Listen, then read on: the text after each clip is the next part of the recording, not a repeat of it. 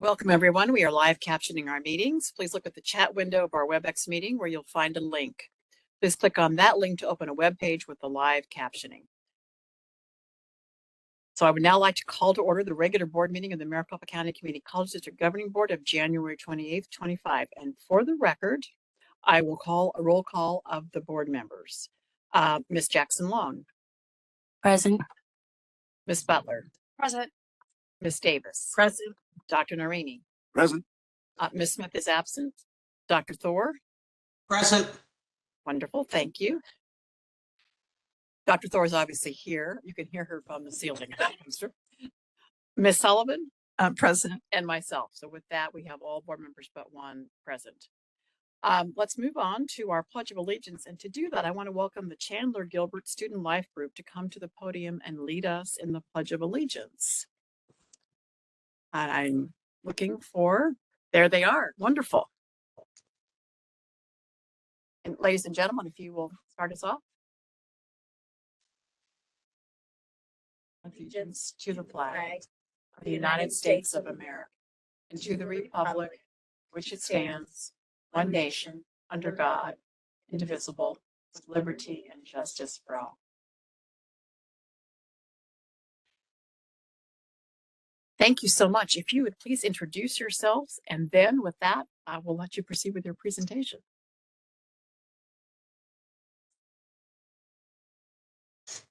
I'm Skylar Baldwin. Hello, my name is Harrison Ogren. And my name is Madeline Terry. And I think the Director of Student Life is here. Am I correct? Is Mr. Small here? There he is. Okay, welcome as well. So with that, we'll let you start the presentation. And I think you need to stay kind of right on top of the mic. Am I correct about that? Okay, perfect.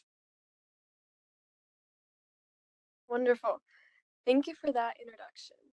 President Bittersmith, members of the board, Dr. Gonzalez, members of the CEC, and guests. My name is Skylar Baldwin. I'm the current student body president at Chandler Gilbert Community College. I'm representing the club ASCGCC, the Associated Students of Chandler Gilbert Community College.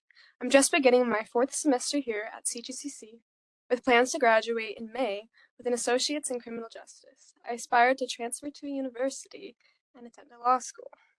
I'd like to introduce the student representatives in ASCGCC.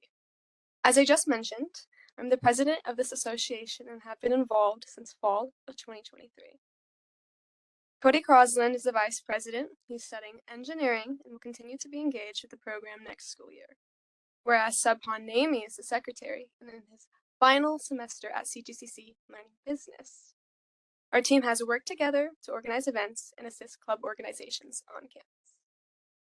Next slide, please. Last year when I spoke at this governing board, I stated that ASCGCC hosted our first suicide prevention walk in 2023. This past November, we were able to make this a yearly event and organize the 2nd annual.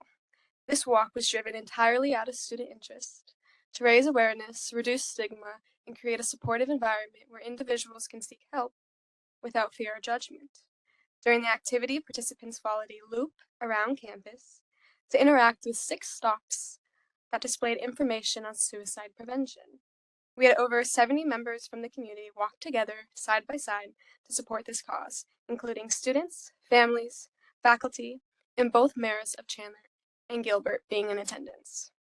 The other large event CGCC had last semester was the Halloween-themed fashion show called the Night of the Arcane, sponsored by 2 clubs, Phi Theta Kappa and Fashion Style and More, which took place at the Chandler Fashion Center. Interested students were assigned a stylist, supplied costumes from stores in the mall, and had their makeup and hair styled by professionals. On the night of the show, models had the opportunity to walk down the runway in front of a live audience with photographers to present their unique looks, making the celebration a memorable showcase of creativity, collaboration, and community spirit. Next slide. Currently, ASCGCC is hosting the Club Fair happening this week, a fantastic opportunity for students to explore and connect with groups that match their interests. Clubs have the chance to welcome potential new members and promote their upcoming activities, fostering engagement on campus. Last year, I mentioned that Math Club was just starting up in spring of 2024. Here is an update from their club president.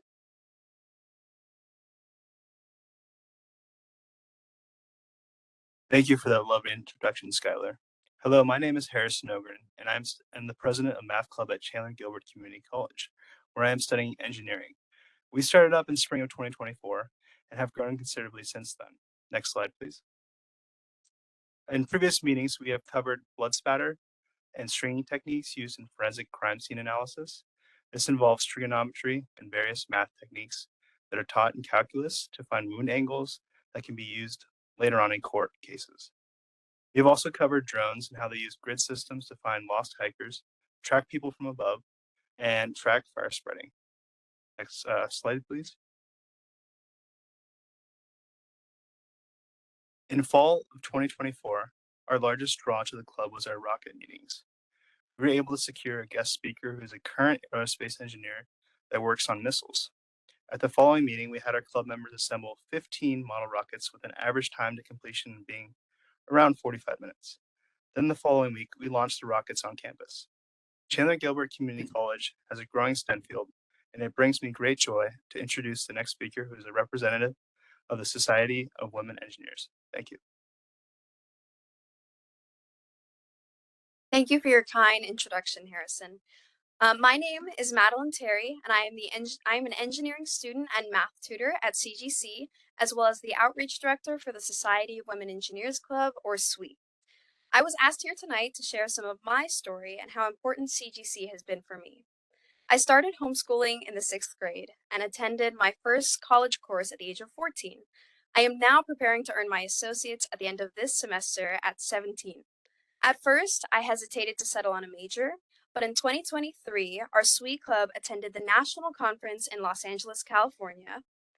This experience, along with the support I received from our club, inspired and encouraged me to pursue engineering. Next slide, please. This past year, in 2024, the club sponsored our 6 officers to attend the SWEET conference in Chicago, Illinois. 2 of us, including myself, were asked to speak on a panel and discuss our experiences as community college students. Also, through networking opportunities at the conference, I was able to obtain a summer internship. Next slide, please. In this upcoming semester, the SWEET Club will be holding our annual Swing for SWEET golfing tournament. This event is a chance for women to practice golf, network with professionals, ASU students, and faculty from CGC and ASU, as well as fundraise for our upcoming conference in 2025. I am working towards hosting an event for our college students to teach engineering badges to young Girl Scouts. I hope to share our love for engineering, as well as earn my Girl Scout Gold Award through this project. Next slide, please. My time at CGC has provided me with many opportunities I hadn't even imagined, like speaking here tonight. I would like to extend my gratitude to my fellow SWEET members, amazing instructors, including Professor Nicole Neal and Dr. Scott Adamson, and everyone else who has made my amazing experience at Chandler Gilbert Community College possible. Thank you for your time. This concludes our presentation. Wonderful. Thank you very much. Board members, any questions or comments for any of our speakers? Yeah, I think we're very just all in impressive. amazement with your accomplishments, but if not, you. thank you President very Bush- much and good luck and congratulations. May I make one quick comment? Math is such a needed subject in this state. We have so many students that are behind in math. So congratulations on all you're doing in that field. And then I'm jealous that you're getting your gold award. That's great. That's a huge accomplishment. Hopefully it's my goal. Yeah. I have my original Girl Scout book and I have So we can all trade sashes after the meeting, right? All right. Good. Congratulations, all 3 of you. Thank you very much for a great report. All right. Moving on to the Adjunct Faculty Association report, Kim Boge. Kim?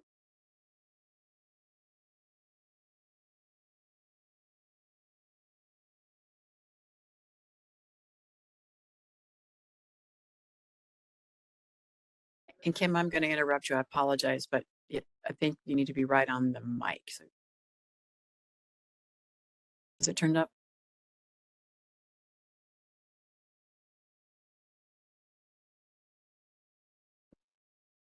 There we go. All right, Oh, much much better.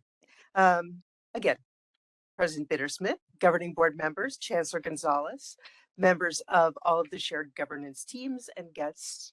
As we start our new year, we have a few personnel changes in our adjunct faculty group. Michael Littlecrow, our VP of Elections and Order, was offered a full-time position at Reedley College. And so we held an election in our recent AFG board meeting, and we have elected a new VP. Our leadership team members are elected internally, whereas our reps are elected from their colleges. Leadership team is elected by people who have served and understand the role. And the candidates must have served as a rep to be able to run. Our VP, Michael, will be very much missed. He's been a great part of our organization for the last few years, but we're also very pleased to announce Marie Thurl from PVCC as our new VP. She's bringing great experience and great ideas. She's already been emailing me every other day to say, I need to fix this. I'm going to put together a database on this, and she's going to be a wonderful addition for us. In addition to that, we have 5 new reps, or rather reps at 5 colleges, I should say. And I'm pleased to announce Laura Ellington from Gateway, and Kilstoffel from Glendale, Julie Garcia from South Mountain. Salvador Franco Carbajal is rejoining us after taking a semester or a year off from Estrella Mountain, and Annette Tenori and Matt Miller from Rio. I've been attending a few events with the beginning of the semester. I was able to attend, in addition to our Phoenix College convocation, which was a fabulous convocation this year. I attended the adjunct faculty welcome at 2 different colleges, both CGCC and PVCC. I was a guest at Chandler, and I also was a speaker at Paradise Valley and participated in their program. And it's been fun for me to do a little bit of traveling to see some of the other colleges and be a part of their local events, and not just be in the lofty tower of the president trying to do district meetings. So at our monthly AFG meeting this year, or this past month, we realized that since we have revamped our program over the last few years, it's running well. And so we're trying to put more time towards our members sharing their experiences on their campus, because we have realized that sometimes different campuses handle items differently. And when they share their information, other people say, why can't we do that on my campus? Why aren't we doing that here? And so the topics that we share and discuss have given us better challenges and given us better ideas to move forward with. One of these in particular came from our new VP, Marie.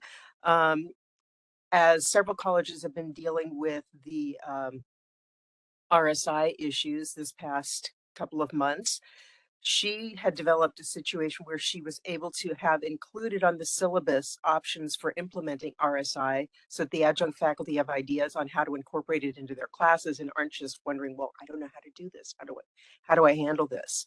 So we're hoping that this gets shared out with all of the colleges for future inclusion at the beginning of the semesters, so that it strengthens the practice and makes it easier to understand for everybody, and makes a stronger college and better opportunities for how we get reviewed by the HLC. In addition to that, I've had several members of our board contacting me recently with items that they'd like to be talking about or bringing to other district issues or district opportunities. I'm currently sitting on the Shared Governance Council for teaching and teaching, learning, and classroom. Thank you. And so when I told the group about that, they realized that that is another way that now we can bring forward issues that we may want to share with the district at large, or to get things discussed that we didn't have an outlet for before. So we're looking forward to a good semester and working towards increasing equity and making our teaching opportunities stronger. I thank you all for your time, and I'm happy to answer any questions. Any questions for Kim? All right. If not, thank you very much. Thanks so much. Let's move on to the Faculty Executive Council report. Dr. Ramona Goth. Ramona? Oh, and again, I'm seeing the evidence of what I'm just about to say is that we have a joint presentation in conjunction with the staff. So I'm going to welcome all three of you, April and Jason as well. Madam President, members of the board, Chancellor, CEC, colleagues, honored students, and guests. There is this ancient story that tells of a group of blind men who encounter an elephant for the first time. Each man touches a different part of the elephant's body, and based on what is felt, different ideas are formed about what the elephant is like. For example, the man who touches the elephant's trunk thinks the elephant is like a snake, while the man who touches its ear believes it's like a fan. The man who touches its leg insists the elephant is like a tree, but the man who touches its side is sure that the elephant is like a wall. The man who touches the elephant's tail believes it's like a rope. The man who touches its tusk argues that the elephant is like a spear. This story makes it clear that only by considering the perspectives of the many can true understanding be reached. This ancient parable illustrates the need for shared governance. 2025, 2026 will be a year where shared governance is supremely important.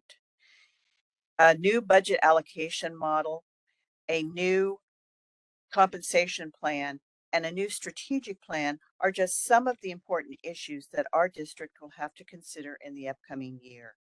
Thank you, members of the governing board and the chancellor, for your commitment to shared governance, a process that leads to informed choices that reflect the needs and interests of the entire district. More importantly, thank you, faculty, staff, and administrators who are willing to take on the challenge of implementing shared governance, a process that is far from easy. Shared governance requires that all parties listen to, understand, and respect the viewpoints, needs, and emotions of others. Not easy. Shared governance requires that parties are open-minded and receptive to new ideas, feedback, and alternative solutions. Even harder. Shared governance requires the patience when we're eager to get started, to allow the time to be heard, to be understood, and for decisions to be made thoughtfully. It also requires the balance between formal authority and expert authority while recognizing that levels of involvement will vary based on the nature of the decision, timeliness, and other factors. Shared governance requires courage and resilience. It's inevitable that disagreements and tensions may arise, so the ability to remain calm under pressure and to consider the common good is essential. Finally, shared governance requires collaboration and trust. Shared governance requires that all parties have a shared sense of purpose and that all parties have the ability to put aside personal college interests to make decisions that are best for students and the district at large. Shared governance is also shared responsibility. Tonight, faculty and staff leadership are here to show that we stand united in our commitment to shared governance. And our staff will. Good evening. We wanted to share what is shared governance. We adapted the definition of shared governance from the Association of Governing Boards. Next slide, please. What is shared governance and what it means? The system by which staff, faculty, students, other Maricopa institutions, and the governing board can work together to improve Maricopa Community Colleges for the benefit of all employees, students, and the community. Next slide, please. A few examples of what shared governance is. This model thrives on mutual respect and trust, which fosters open communication, thoughtful deliberation, and promotes transparency, accountability, inclusivity, collaboration, and independence.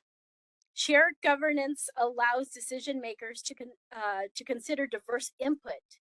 However, it will not always result in shared decision making. Next slide, please.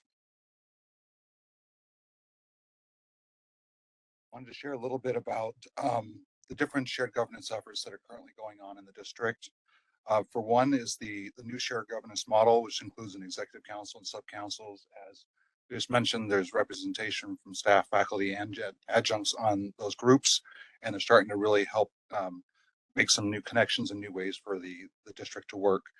As well underneath those, we have many advisory committees that have been going for a long time that handle things like benefits, budgets, operating procedures, recruitment and staffing.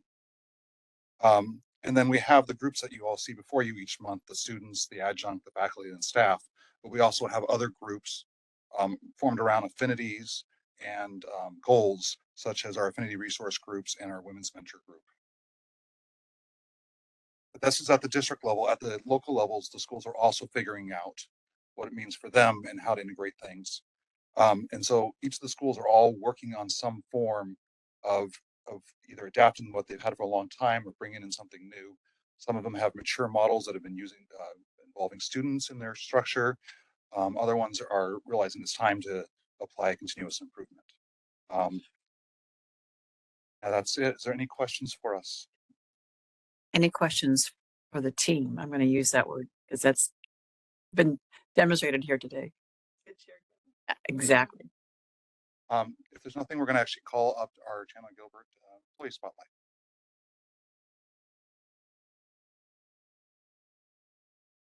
Welcome. Thank you, President Bittersmith, board members, Chancellor. I have the honor of being the staff senator. My colleagues there pictured would say, forget about the honor, think about the responsibility. We remind each other of that frequently. We have 270 full-time staff and about the same number of part-time. And the 5 of us are very humbled to think that we have a solid footing on what they all feel and what they all think. With that regard, we have tremendous support from our leadership, and we appreciate the support from the board and the chancellor in really resurrecting staff representation. Next slide. It's really hard to know what to bring to the board because you hear all of the cherry-picked good items. But that doesn't mean that the tree is empty. It just means that we have to think of things that you don't typically see. One of those is in December, we had a holiday mixer, a staff appreciation gathering. Here's one of the really big keys, taco bar. And the chancellor can attest that the taco bar is quite a winning combination. What staff representation together with leadership is focused on is letting staff know, showing staff that they make a difference. It's easy to become very faculty centric. We tend to have a bumper sticker we don't share very much, which is faculty runs the classroom, staff runs the college. That's not all that popular of a theme. But this gathering was particularly to let staff know that they were appreciated. We had pictures rotating, interspersed with bumper stickers of staff make the difference, you rock and roll, we make things happen at Chandler Gilbert together. Very much supported by executive leadership, both in funding and in participation, very much appreciated, and we very much appreciated the chancellor's presence. Next, please. You've seen a little bit already tonight of what student life and leadership does at Chandler Gilbert. And you've heard many things about this recently, but I wanted to highlight here, this is a service learning and civic engagement is a significant collaboration between faculty and staff.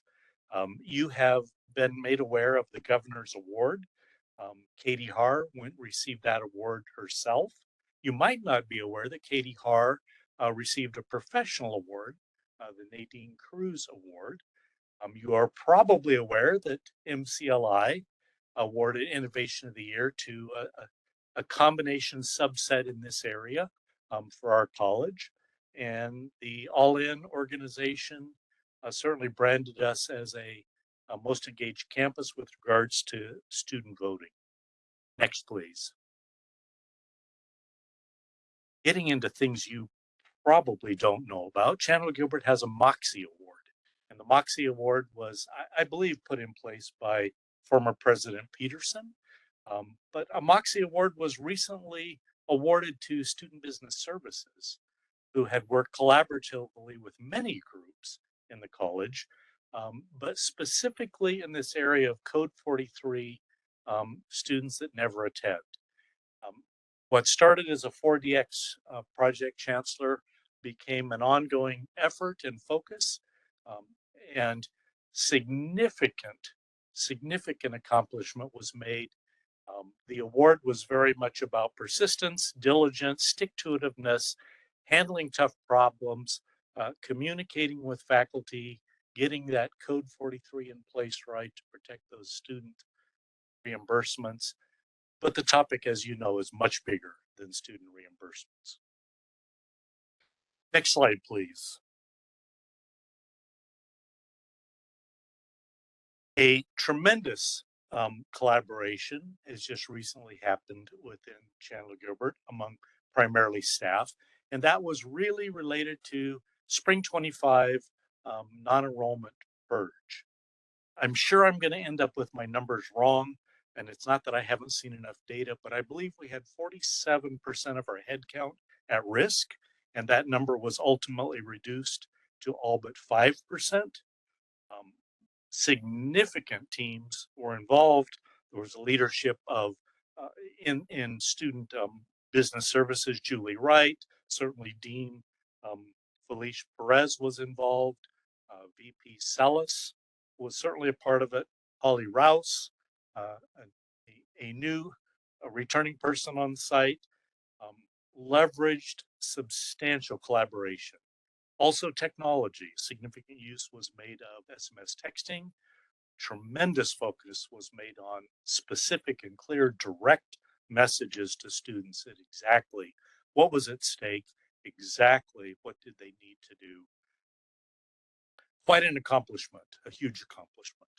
Next, please. It was an interesting start of semester because staff were again invited to convocation. That hasn't happened for some time at Chandler Gilbert, but it speaks to the focus by our leadership on bringing staff into the picture, making sure the staff gets the same kind of communication, the same kind of highlights, the same kind of awareness as we launch a semester. Mixed emotions by people involved. Certainly it's a discussion moving forward about how we continue that effort, but our leadership is committed to it. Staff representation is committed to it, and the collaboration between staff and faculty continues to grow. And this is an example area of where that's happening. Next slide, please. Sort of ending here where my colleagues started, shared governance. One of the things that our interim president said to a handful of us shortly after arriving, I believe before he was even on the clock for Chandler Gilbert, is how does shared governance work at Chandler Gilbert? I see pictures, I hear talks of groups. What does it really mean? What's really involved? From that early kernel of planting a seed, many months have been spent nurturing the President's Leadership Council, one of the significant shared governance groups in the college, forward to an intended solution, which was put together a task force. That task force is launching with its actual seated membership later this week. I pleaded with the president that we can't handle 20 people. And he pleaded with me that we are talking about how the college is going to function in shared governance in the future. Broad representation is necessary. Last bullet item up there, trust, transparency, consistency. Chandler Gilbert is begging for that. And this clarification, this task force will do a bulk of its work in the coming 2 months and be presenting to that President's Leadership Council for tweaks and adjustments. Then going more broadly with town halls, with all employees, more feedback, tweaks, and adjustments with the intention that we will stand this up and have it in place starting with the fall semester. I'll attempt to entertain any questions. Do they exist? Board members, are there questions for Mark? Miss Sullivan, you look like maybe you have a question.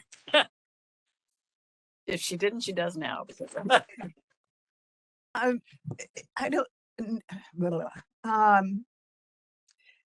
When as you've been speaking, I see you looking consistently to your interim president. And with your comments, it appears that you guys have a good thing going. um, do you have any comments, interim president? we can use his first names too, but And I don't mean he knows I can't- don't mean yeah. that but You but I I will we're take the really talking opportunity. shared governance. So, yeah. President Bittersmith, Sullivan, thanks for that question. I would say that I feel that there is a good, a culture that's being reinforced of transparency and some of the things that are trying to be done between our faculty, staff, and administration to support the best outcomes that we can for our students. So I do think we have a good thing going. thank you. Thank you. Certainly sounds like it. And thank you for your presentation. It was very complete. Thank you very much. Any other questions? I have a Ms. comment, Davis? President Bittersmith. This presentation made my heart sing. You guys are doing such great stuff, and I really appreciate you bringing this to us. And my heart needed some singing today. So thank you for appearing before us today and giving us all this great information. Thank you, Ms. Davis.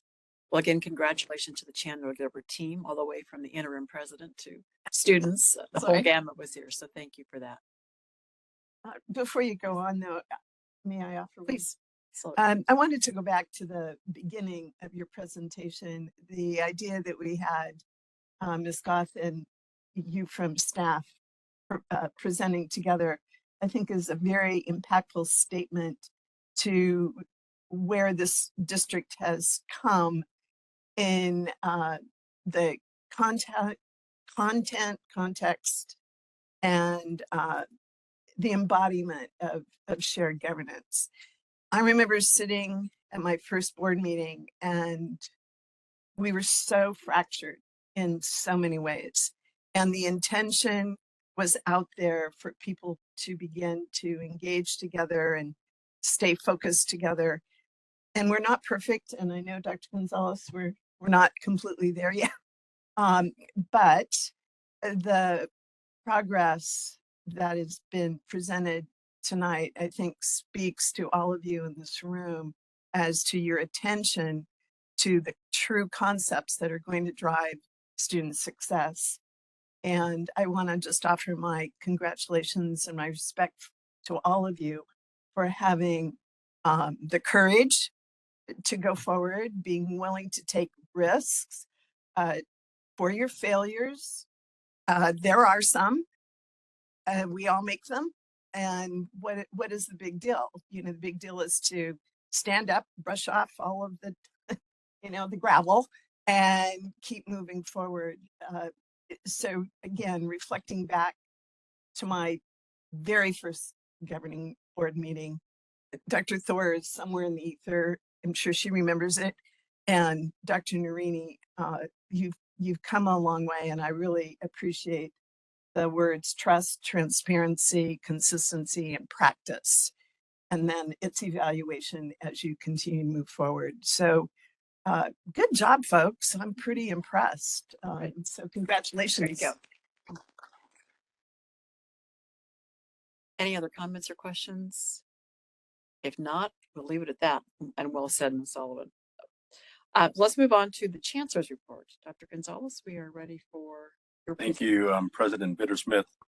To begin my update, I would like to invite Dr. Kathy Hernandez up to the podium, who will provide the strategic plan quarterly update for strategy 3 and 4 highlights. And then I will continue on with my typical update. Kathy, welcome. Good evening, President Bittersmith, members of the board, Chancellor Gonzalez, members of our executive council and guests. I'm Kathy Hernandez, Associate Vice Chancellor for Enterprise Performance and Chief of Staff in the Office of the Chancellor. I serve as the Tri-Chair for the Maricopa Strategy Planning Steering Team alongside Dr. Richard Danielle, President of Mesa Community College, and Ms. Ramona Goth, Faculty Executive Council President. On behalf of the team, I'm pleased to provide the quarterly strategic plan update this evening. Last week, members of the board were provided with the mid-year report outlining current state and progress for year 2 of Excellence 2026. So this update will be brief with a focus on strategy 3 and strategy 4. Next slide, please. Strategy 3 centers on creating a cohesive identity for the system, with one of the key goals being the adoption of an integrated planning model. Next slide, please. Key to this goal was the implementation of a system-wide strategic enrollment management plan and a system-wide academic plan. As you're aware, the SSIM was implemented this year in alignment with Excellence 2026 and in collaboration with college-level SIM plans. Under this collaborative effort, each college has also launched their aligned SIM plans, collectively focusing on specific goals aimed at increasing enrollment, retention, and completion. Work teams have been established and key performance indicators identified. The district's enterprise analytics team is currently working on developing Tableau dashboards to monitor the SSIM KPIs, and these dashboards, along with quarterly updates on progress, will be accessible to the internal community and linked on the Maricopa SIM Google site soon. Efforts are also underway to develop a system-wide academic plan with data collection and analysis in progress to support that initiative. As we continue advancing Excellence 2026, the new SIM, and the development of the system-wide academic plan, there is clear consensus that we need to continue adapting our planning model as a system. This semester, we will begin outlining and preparing for the next planning cycle for the 2027-2030 strategic plan.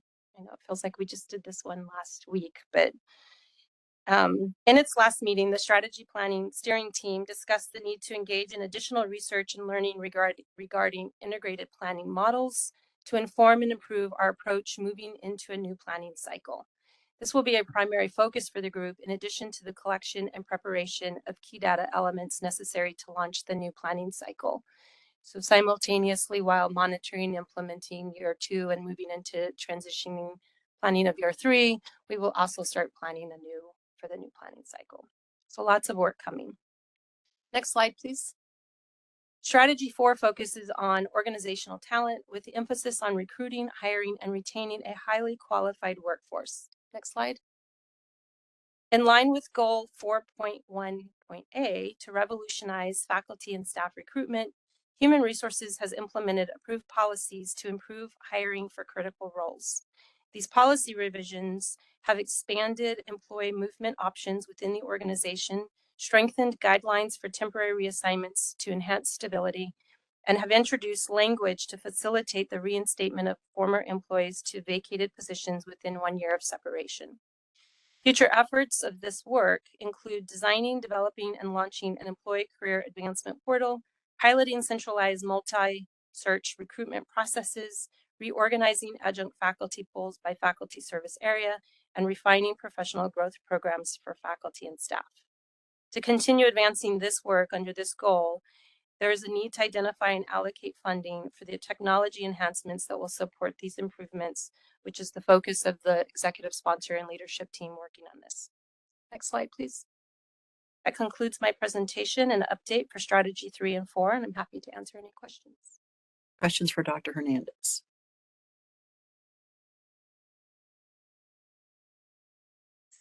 Seeing none, thank you very much. Thank you, Dr. Hernandez. President Bittersmith, I'll continue with my report. In keeping with hearing from Chandler Gilbert students and staff from there, I'm pleased to note some key accomplishments for the college. At the start of the spring semester, Chandler Gilbert dual enrollment headcount is up 8.7% from spring 2024. During the fall 2024, Chandler Gilbert improved its non-dual enrollment course completion rate, which reflected both a decrease in unsuccessful completion and a decrease in course withdrawals. A couple points of pride. Chandler Gilbert has had 2 successful Higher Learning Commission visits in the fall. The first for the bachelor's degree in artificial intelligence and machine learning, and the second an off-site location review involving 5 dual enrollment high school partners. Both visits were successful with positive reviewer feedback and no concerns noted. In the late fall, Chandler Gilbert's Service Learning and Civic Engagement program was awarded a 21st Annual Governor's Volunteer Service Award in the category of volunteer engagement, Additionally, the college earned a highly established action plan seal from the All-In Campus Democracy Challenge for the 2024 election cycle for developing a nonpartisan democratic engagement action plan. Clearly, there's been a lot of great work happening to support our students and the community in the Southeast Valley. So congratulations to Dr. Worster and his team at Chandler Gilbert. And I think I'm supposed to say that, supposed to end this with a big hell yeah, which is their signature phrase, home of the Coyotes. So good job there, guys. Do you want to correct that yell? Okay, all right, just Right. take a minute.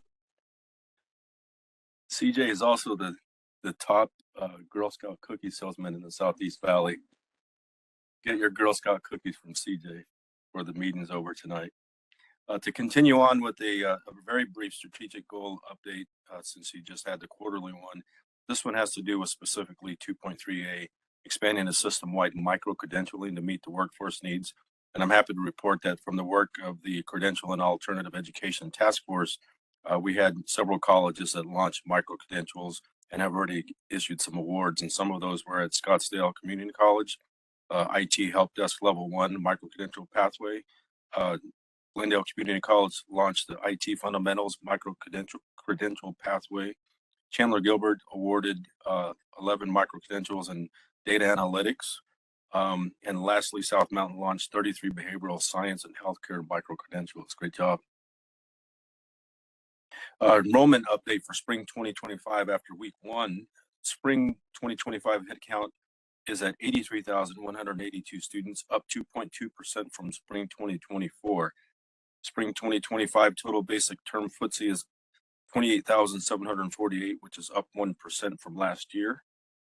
For a legislative update, we had the opening day of legislative session was marked by an invitation to engage directly with Governor Hobbs at her reception after delivering the State of the State address. And just to be a little more clear about that, I had the opportunity to attend that reception.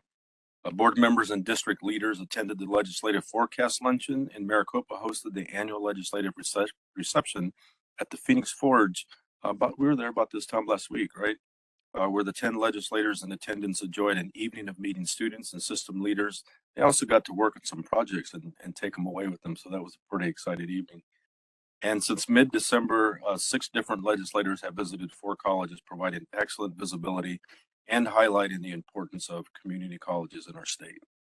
And sort of the elephant in the room, and one of the things that we've been dealing with at a systems level is our response reactions to some of the executive orders that have been coming out of the White House this past week. And since Inauguration Day, there's been a flurry of activity from the White House, and many executive orders and proclamations and authorized various memorandums have been issued as recent as last night. And please know that our legal office and others have been working to analyze these actions and their potential impact on the Maricopa community colleges. A message was sent out today, in fact, regarding the temporary pause of agency grant loan and other financial assistance program memo issued by the Office of Management and Budget on January 27th, 2025. And here's what we know so far. First, this temporary pause will not impact financial assistance provided directly to individuals, including students, in the way of federal student direct loans and Pell Grants, for example, as we learned from the Department of Education. Additionally, we want to address concerns about grant-funded positions. Please know that employees in grant-funded roles will continue to be paid during this time. While we determine what temporary pause means for our grant-funded programs, we are actively working with the appropriate agencies to ensure minimal disruption and to better understand long-term impacts. As with many of the recent executive actions, we do not have all of the answers to the questions this pause raises, and there are already pending legal challenges to the special memo. Just keep watching the news. There's breaking news every 10 minutes at this point. What I want to be clear of, and I want you to be rest assured that our core mission remains teaching and learning, and that our focus is on student success and serving our communities in the various ways that we do. And it remains our number one priority. We value each and every one of you and the critically important work that you do to support those priorities. We are also committed, as you've seen, to communicating on all that we know, along with our plans to respond to what has already occurred and to anything else that comes from our legislative, local, state, and federal bodies. So please stay tuned. and we'll do our best to remain as transparent, communicative as possible through this time. So President Bittersmith, that concludes my update. Thank you. Thank you, Dr. Gonzalez. At risk of adding to your report, I just want to echo the amount of time and attention the general counsel's office has spent on this. Poor Janice, she sees my cell phone ring and her cell phone one more time, she's probably going to die. So, but there was been a lot of time by our staff team looking at changing dynamics, and sadly that will not stop for the next few weeks probably. So thank you for that. Are there questions for Dr. Gonzalez? If not, I have no cards for citizen interim unless I'm saying no. So we will move on to the consent agenda. Do any board members or the chancellor wish to remove any items from the consent agenda?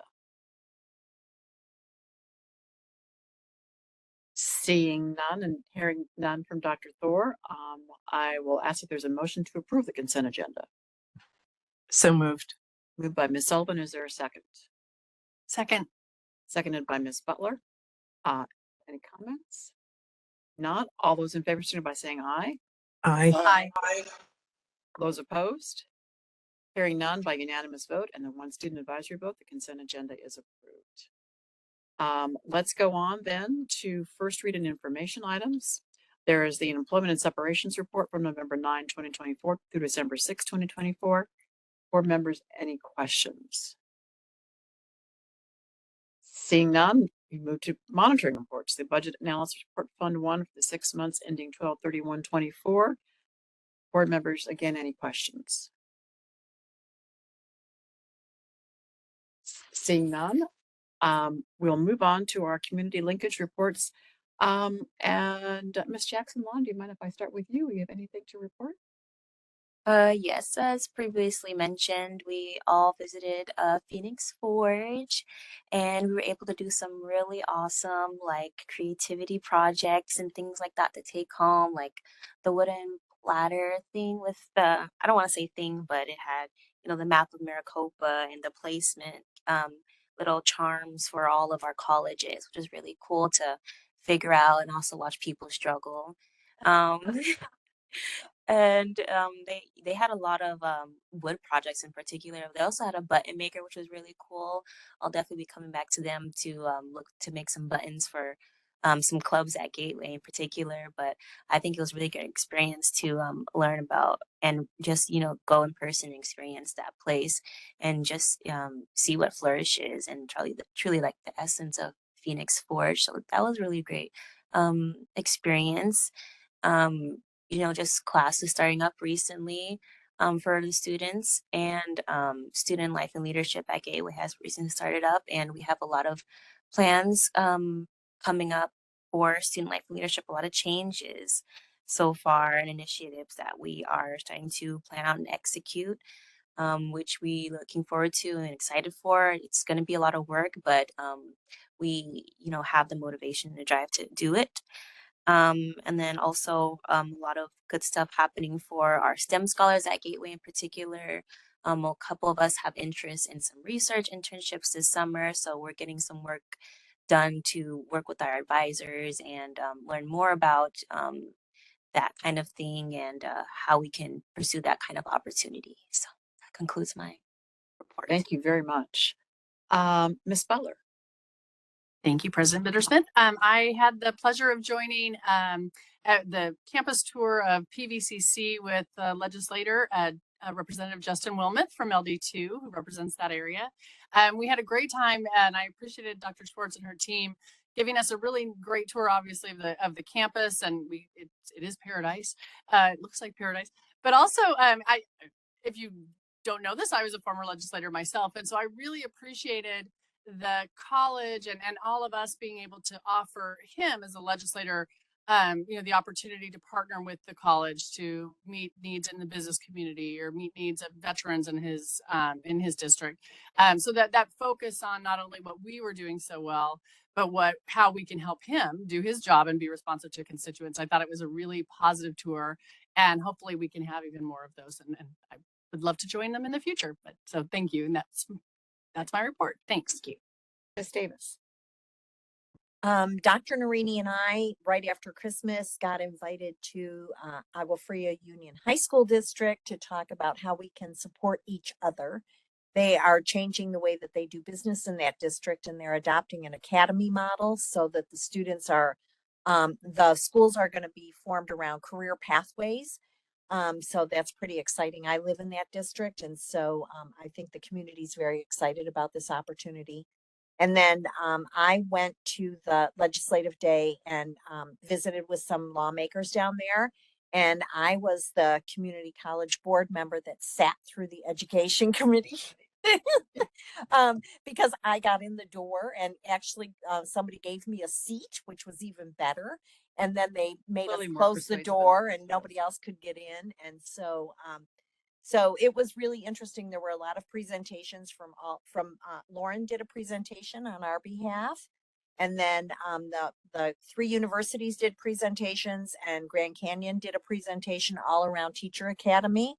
And so that was really interesting. And then listening to them debate the few bills that were before them, to include Teacher Academy being open to private institutions. But it was interesting. And then I went to the reception, and I brought my mug that I made at the Phoenix Forge. So it was fun. It was a great time. Thank you, Ms. Davis. Dr. Narini? Thank you, President Bittersmith. First, I want to welcome our student senators who are here tonight. You can raise your hand and just acknowledge yourself. Thank you. And then I want to thank all the staff and faculty who worked so hard on the course fees, even though it was a month early, in getting all the questions answered. And you did an excellent job. It made took a lot less time this month for me to do it. So thank you for all that work that you did. Let's see, I went to a couple pinning ceremonies at Paradise Valley and for Rio Salado, the nursing pinning ceremony at Paradise Valley, and Rio Salado's dental hygiene pinning ceremony. President Bittersmith and I met with the staff representation joint council to be grilled on all their questions. Actually, it was a lot of fun. It was very informative to get feedback back and forth to let them know what we're doing and hear more about what they're doing.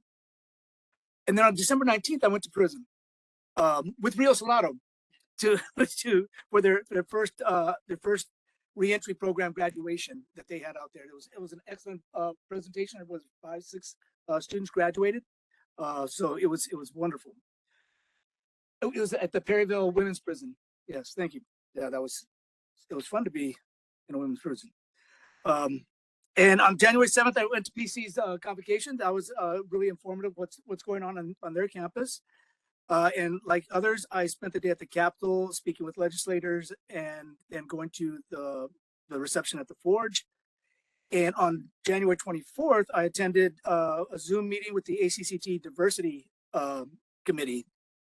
And then on a larger note, I just wanted to follow up on something that Dr. Gonzalez was talking about. Nationally and statewide, we've been faced with a lot of stuff this last week or so, and it's going to continue. It's concerning to a lot of us and to our students. There's a lot of frightened staff and students out there. But I also know that we have a lot of creative, committed, compassionate staff and students, and together we'll get through this as long as we give each other a little bit of grace and kindness as we show each other as we try to struggle through the next however long this is going to take. So together we'll get through it. So thank you. Concludes my report. Thank you, Dr. Narini. Dr. Thor. Thank you. I also attended the day at the Capitol on January 21st, as well as the legislative reception. And I want to thank the governmental affairs staff for organizing these successful events. Tonight, I want to acknowledge the passing of a unique person in Maricopa's history. Myrna Harrison was the only person to be the permanent president of 3 colleges, Rio Salado, Gateway, and Phoenix College. She was also the first female president of each of these colleges. In fact, when I came to Maricopa in 1990, Myrna was not only the sole female president in Maricopa, she was the sole female president at any Arizona college or university. She retired in 1993 to pursue her second career as an artist, painting beautiful works of the Sonoran Desert. In fact, Myrna donated one of her paintings to Rio Salado when the conference center was opened. It is proudly displayed in the lobby by the reception desk, and I commend it to you. An endowed scholarship has been established at the Maricopa Community Colleges in her honor. She was 93 years old. She was a great president 3 times over, and she will be missed. Thank you. That concludes my report. Thank you, Dr. Thor. I appreciate that historical perspective too. Very helpful. Ms. Sullivan. Thank you. I was looking at the things that I've attended or participated with, and I noticed there's a theme, and the theme seems to be advocacy. It's certainly being at the day at the Capitol, meeting with legislators, et cetera, and in that environment. But number one is inspiring in that you're in the state capitol, and there's always something pretty impressive about that. And as we were seated, and Dr. Thor and I were together initially in the auditorium waiting to be introduced by the one of the legislators, there were a group of students behind us who were pretty excited, well behaved, etc. But we were waiting a long time, and so turned to them and said, "So, who are you?" And they said, "We're from St. Simon and Jude." What are you doing? Why are you here today? Well, we're just beginning to learn about Arizona, and this is our first experience here. And you could see the teachers a little bit tentative about what were the students going to say. I mean, they were in 4th grade, I believe, so they're very young. So in our conversation with them, one of my first questions, well, so what did you think about your day so far? And this one, you know, they're all raising their hands as young, eager learners are or do, and I said, "Okay, you," and she goes, "It's entertaining." That was the word. And I thought, okay, would I describe my day as entertaining and all of the advocacy efforts that we've been engaged with? There was a lot of other interesting comments from them. They knew about Arizona, the 5 C's. They could answer those. They were impressed with the environment. And I just thought how the patina of being impressed and engaged and having the opportunity to learn and be participatory in the democratic process kind of leaves us as we go on, and we're up against things that might create how jaded we could be some days, and how frustrated we can be or angry. But seeing or hearing that excitement in the voices, their eagerness to answer the questions, their desire to learn about Arizona, really put all of the advocacy work that all of us do together in perspective. So along that line, I will say that I did attend the Legislative Forecast Luncheon, and I have to say, you know, it was good. Listening to the words of many leaders was frustrating, exciting. I don't know that, and maybe entertaining was the right word. So I did that with many people at the table, spent the day at the Capitol again visiting, and maybe Ms. Bittersmith will share one of our anecdotes when we visited with the speaker and how Maricopa got involved in that. Certainly be at the reception with legislators who are focused on maybe doing the right thing. Don't quote me, or take out one of the words. And I think is imperative for us to be thinking about how do we engage with folks in that line. And then being chair of the PAC committee and the meetings we're having with government relations and others on the efforts that we're engaged with, trying to ensure that there is commitment and energy behind what we're trying to achieve through our advocacy efforts was important. Then there were a sprinkling of a few other things I did. Dr. Gonzalez and I hosted the CEO of the Association of Governing Boards when he was here for a conference. And I think Dr. Gonzalez and had an opportunity to engage in strategic conversations with Fram. Then I attended a farewell to a key staff member at Phoenix College who I've known since before I was a governing board member. That's Ms. Spots. Stated I chaired the PAC committees. I attended an AGB Association of Governing Board Finance Committee in preparation for a board and preparing for a board meeting next week, and also served on the AACCT board meeting this week. Heading to DC next week, and we'll be engaged again in that legislative advocacy learning. And I know there's going to be a lot of conversation similar to what Dr. Gonzalez presented about where we can go as a community college or higher education system in light of all of the directives that are coming down, and where do we stand, where do we not, and what can we do to just reach out to people and say, we're here on their best interests, and we will continue to provide the best higher education and safety and security to people that we can. So thank you for your work in that effort, and thank you for your advocacy. That concludes my remarks. Thank you, Ms. Sullivan. Many of the things that you've already heard about were things that I was delighted to join in as well, including legislative forecast luncheon, and the staff representation activity, which I would not describe as a grilling. I thought it was much more fun than a grilling. But we welcome that opportunity to have that conversation. I too, along with Ms. Sullivan and Dr. Thor, participated in our PAC meetings. I serve in the ACCT Public Policy Committee. We've had a lot of meetings in the last few weeks and headed to DC for a very long agenda.